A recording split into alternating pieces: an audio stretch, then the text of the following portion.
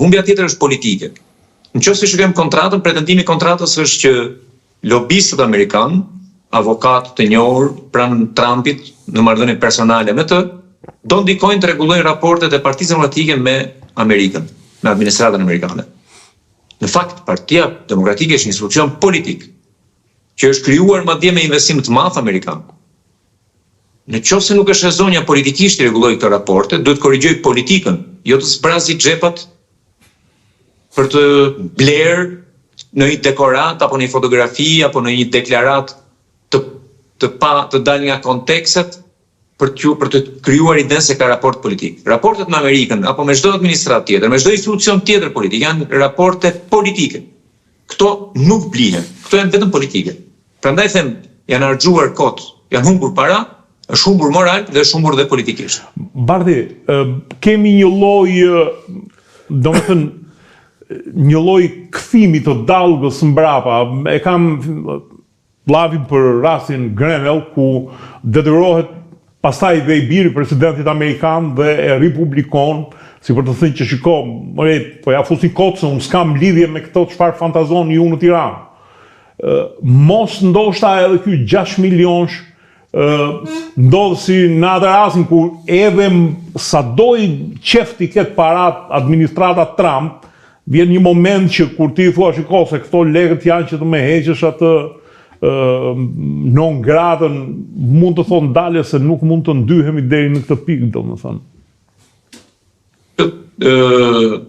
Rasti konkret i Grenell është rasti se si ne shqiptarët harojmë që bota nuk vërtitet rreth nesh, rreth ngjarjeve tona të vogla, dhe kur futesh në kontakte në sallonet e politikës, në sallonet e botës, nuk mund të hysh me çizme me balt.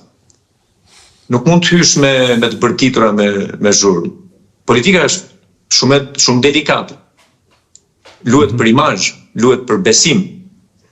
Kështu që çdo sjellje e vrazhtë, e pa civilizuar, kokfort, mburavece, keqkuptuese, abuzuese, këtë kthehet në të kundërt.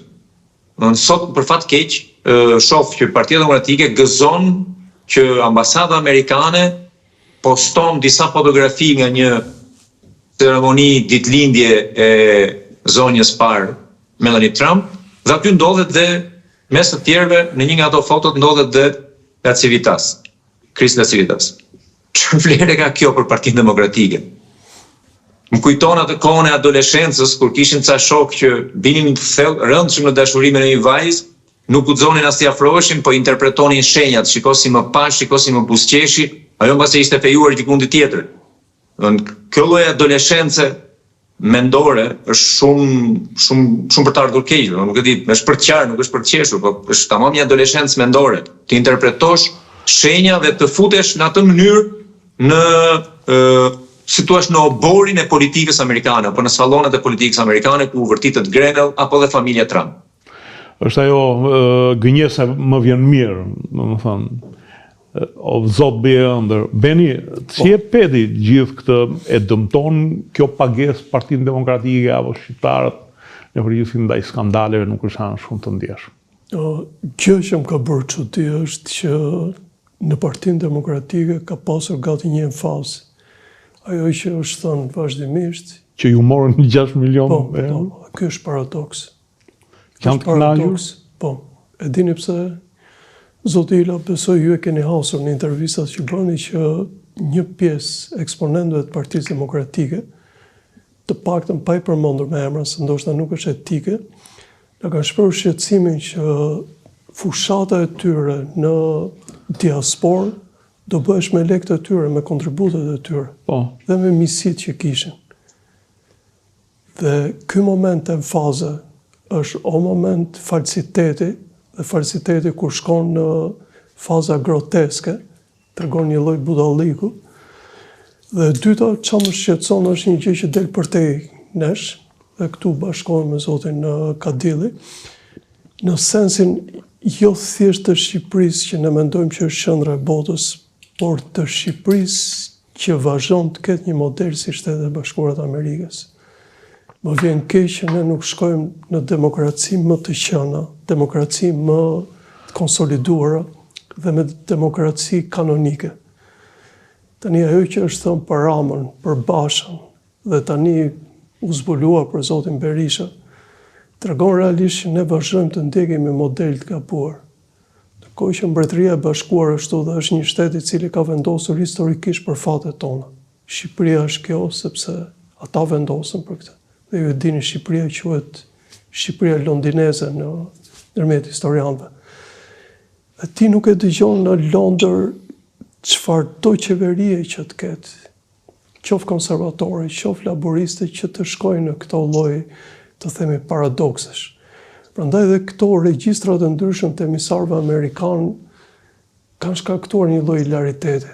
Dhe hilariteti në pjesën tonë nuk është hilaritet, është budallëk. Si hilariteti për shembull është në Europë që shikojnë sjelljet e Shteteve të Bashkuara, kanë marrë masat.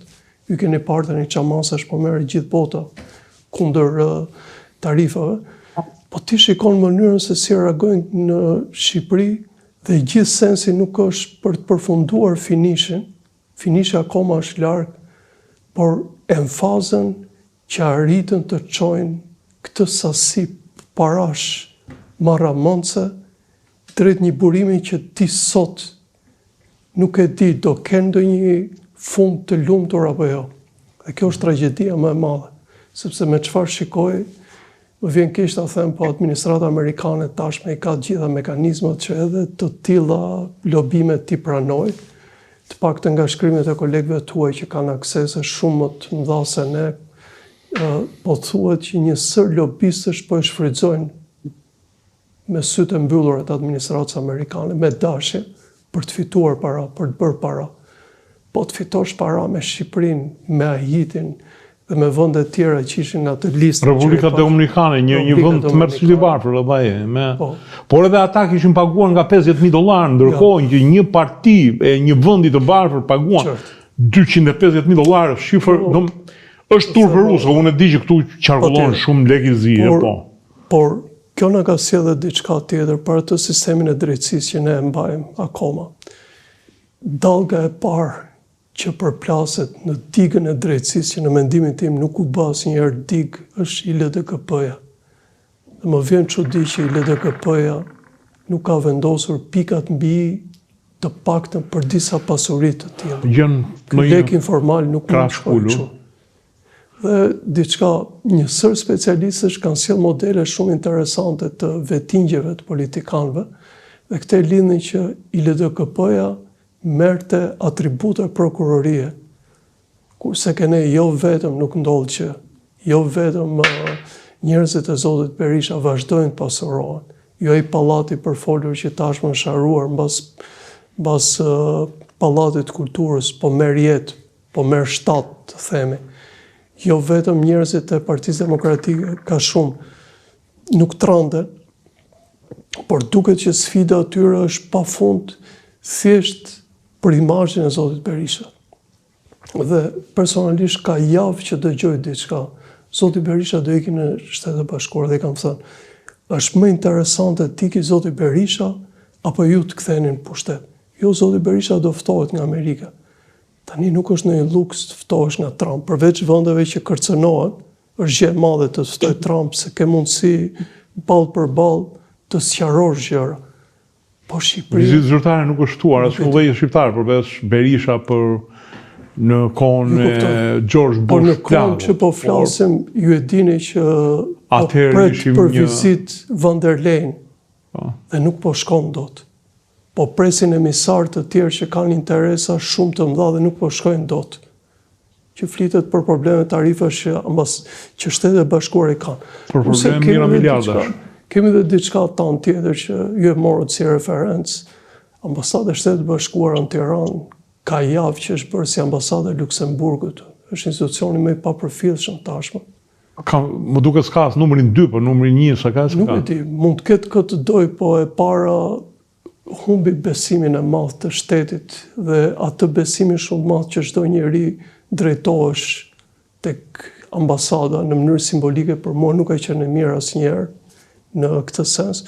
Po e dyta dhe atë mënyrën se si ata vepronin si guvernator të jetës tonë, në çdo moment, një faj shumë i madh dhe institucioneve tona. Dhe ja ku jemi sot, uroj të paktën që ai lajmi që ka dalë për reduktimin e forcave ushtarake në Europën qendrore mos të preki Kosovën, sepse është një gjë jo e vogël. Dhe nga ana tjetër, gjë më shqetësuese është që po të kishe interes Shtetet Bashkuara të Amerikës, do kishim dëgjuar artikulimin e një ambasadori që do vinte në Shqipëri. Jo vetëm që nuk është në listat e tyre, po mos ju duket çudi që të suprimohet vendi ambasadorit tu dhe 2-3 vendet Ballkanit të kenë një ambasador. Dhe ka një sens sepse tek e fundit Kosovë, Malizi, Shqipëri pak banor janë, tash 4 milion nuk bëjmë bashkë, më pak se 4 milion. E bën një sens në mendimin tim, në kuadrin e zvogëlimit të resursëve. Prandaj e gjitha kjo, Zoti Kadilli bëri një pasqyrim gati metaforik të Partisë Demokratike, është shqetësim për njerëzit e tyre, edhe sikur ata të kthehen në 12 maj. Ky model nuk është modeli më i shqiptarëve. E di që ata do përmendi gjithmonë rastin McGonigal, që është i turshëm, rastin Basha, që është i turshëm, rastet të interferencave të tjera, të cilat ka nevojë të provohen, por këto gjitha neve na bëjnë qesharak dhe na bëjnë tamam atë subjektin e shumë karikaturave ndërkombëtare, ku ne shfaqemi si servila shumë të ndëjnë të Shtetet Bashkuara të Amerikës. Jo më ne si jemi, sa po në momentin që shpallën bacën, dolëm kundra, 30%.